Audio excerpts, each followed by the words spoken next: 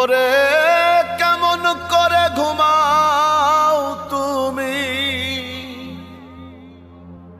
কেমন করে ঘুমাও তুমি ফজর করে কাজা।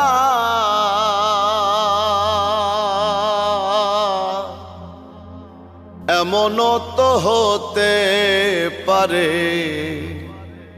জোহরে জানাজা তোমার, এমনও তো হতে পারে জোহরে জানাজা। মুসলিম হয় না জন্ম নিলেই মুসলমানের ঘরে,